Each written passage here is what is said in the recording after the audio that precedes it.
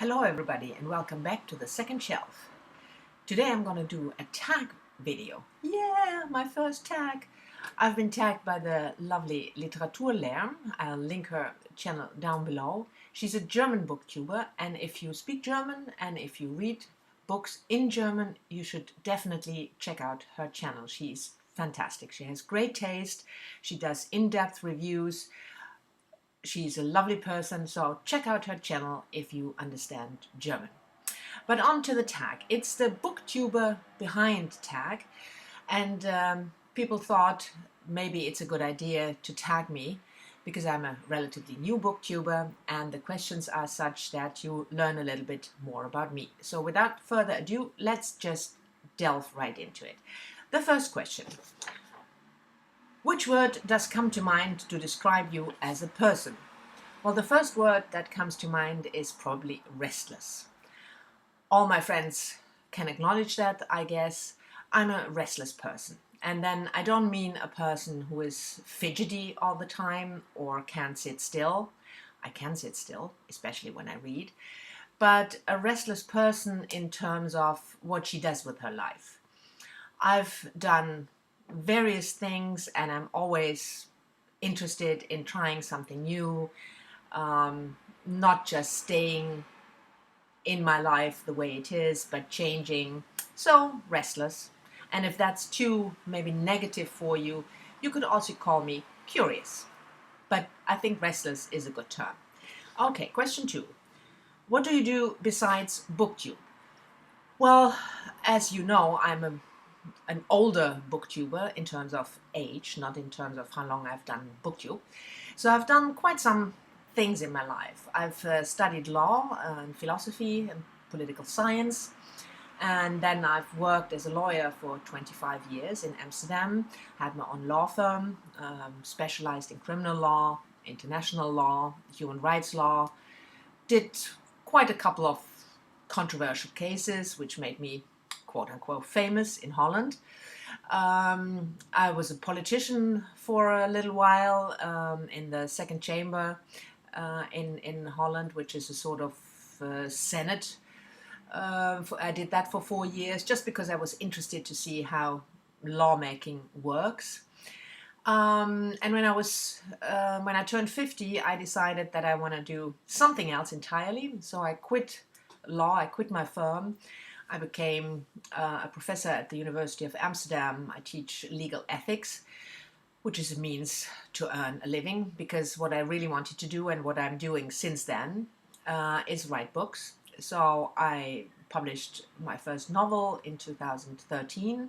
I write crime fiction together with another author, Rodney Bolt, under the name Britta Bolt. We have published now 3 crime novels around Peter Posthumus, who is our main character. He works in Amsterdam for the city at a department which actually exists. That's a department that has to take care of people who die and who don't have family or who are anonymous. So the city has to provide for the funeral. And our Peter Posthumus works for a slightly different version of that city department. So that's what I'm doing now. I'm writing books. I've just finished the first draft of a non-fiction book I was working on and taking a couple of days off at the moment, filming videos, and then next week I'll start with my new novel, which will hopefully be finished sometime next year. So that's what I do next, besides Booktube. Question 3. Why Booktube? Why books? Well, I've read all my life. I love books all my life. Books are a very important part of my life. They have been way before I decided to write myself. So that's quite an easy question to answer. I just can't picture my life without reading, without books. The other question, why Booktube, is a little more complicated. Also because I'm new, I just started my channel, but I've always loved to discuss books with other people. When I was younger, while I was in college, university, and even while I was already working, I had book clubs with friends, 5, 6, 7 people, sometimes less people, come together once a month or every other month to discuss books. And when I was trying to figure out, when I started writing, how to incorporate the discussion with people about books, I joined Goodreads. I'm a member of a couple of book clubs there, and I discovered Booktube, which, hang my head in shame, was pretty late, of course. It's only a couple of years ago. And I discovered channels where people would talk about books, where you could leave comments, where you could discuss books with other booktubers. So that aspect really intrigued me. I thought it was lovely that there are so many people out there who love books and who want to share their opinion about books. And in the first 1.5 years, after I discovered Booktube, I was hesitant starting my own channel. I just commented on other people's channels. I subscribed to channels, watched them regularly, and at a certain point I thought, well, why not? Why not start my own channel? So that's what I did a couple of months ago, and that's why I'm on Booktube. Question 4. What do you do in your free time? Obviously, I read a lot in my free time. When I'm working on a project, which is most of the time when I'm writing, I call it research, because then I can tell myself that I worked all day, writing first and then reading as research. But that's mostly what I do in my free time. And I watch movies. I like criminal procedure movies or Netflix series about crime, documentaries. And I go to the theater a lot, ballet especially, and plays. Opera sometimes, not so often, but also sometimes. So that's basically what I do in my free time, and a little sports now and again. But not enough, I think. Next question. Question number 5. Do you plan your videos? Do you do scripts? Well, I plan my videos in the sense that I look for a certain topic that I'm interested in, or a certain writer that I'm interested in, or books that I want to review, and then I jot down notes what I want to talk about. But I don't script it in the sense that I really write down word for word what I do. But I have an outline of what I want to talk about. Next question. How do you organize your channel, planning, calendar, scheduling? It's maybe a little bit early to talk about that. This is only my, I think, fourth or fifth video. But I want to organize my channel a little more thoroughly, and maybe have a fixed date on which I film videos and upload videos.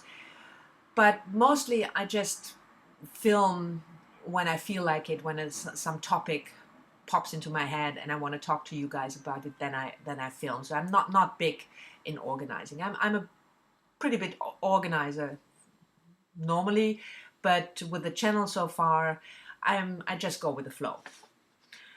Question 7. What's important to you when you watch a video? The contents, the quality of film? Well, obviously the contents. I watch booktubers who I think are interesting, not necessarily have the same taste as me. I watch a lot of booktubers who read completely different books than I do, but that's interesting. I get to know new authors, things I might want to check out, and even if I don't want to check it out, it's interesting to look at people, to watch people, to hear people talk about books that I haven't read yet and that I will probably not read, just to get an idea what's out there. So the contents is certainly the most important. The quality of film is not really important. I mean, it's nice if somebody has good equipment and if the lighting is well, but that's not why I watch. And I would never not watch a booktuber who has, you know, standard equipment or just films like I do with a computer. What I think most important for me, apart from the contents, is the voice, the way people talk about the books. And that's on the one hand, whether they are really come across as enthusiastic, whether they really give the feel that they love what they do, the reading the books, but also the tone of voice and how fast they talk. There are some booktubers whose contents I think is interesting, but I don't watch them anymore because they talk like they are paid by the minute. They do wrap-ups of 20 books within 5 minutes, and I just can't watch that. So besides contents, the way somebody talks about a book is an important aspect for me, whether I watch them or not. Next question. Be honest. Do subscriber numbers and likes matter to you? Yes, of course they do, especially now that I started.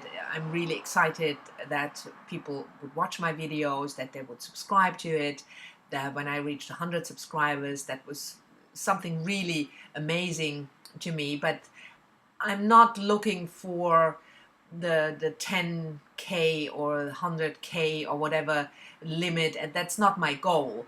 But of course it's nice that you see that people actually watch your videos and that they like it.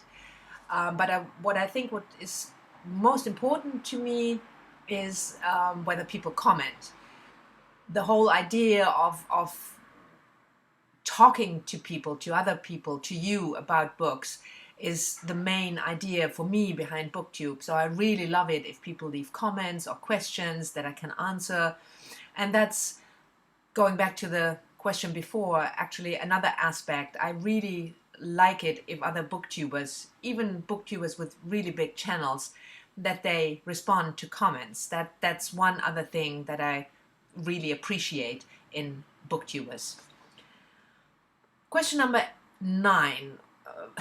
That's a nice one. What advice would you give to somebody starting Booktube?